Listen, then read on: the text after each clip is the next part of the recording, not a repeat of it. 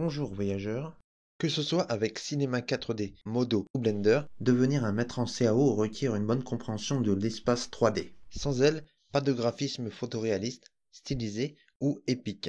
En général, nous gribouillons sur une zone ayant deux axes, une largeur et une hauteur, définis en pixels. De plus, nous pouvons nous éclater à faire de l'animation non-stop. Quoi qu'il se passe sur notre zone de travail, le pixel reste roi. Cependant, si nous y ajoutons un troisième axe, constatons que le schmilblick devient aussitôt démentiel. Maintenant, la créativité n'a plus de limite. Tout ce qui peut être produit en 2D n'est plus qu'un ensemble de textures qu'on plaque sur différents objets appelés mesh.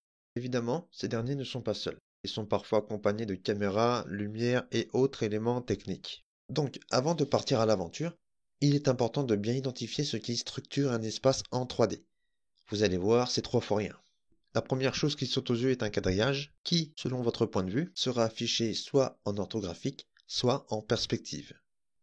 La perspective, c'est cela qui donne cette profondeur de champ, ce réalisme fou qui différenciera vos futures créations d'un simple gribouillis sur Paint. En naviguant dans votre vue 3D, vous remarquerez, en plein milieu du quadrillage, 3 lignes aux couleurs bien distinctes. Il s'agit d'une représentation graphique des axes X, Y et Z.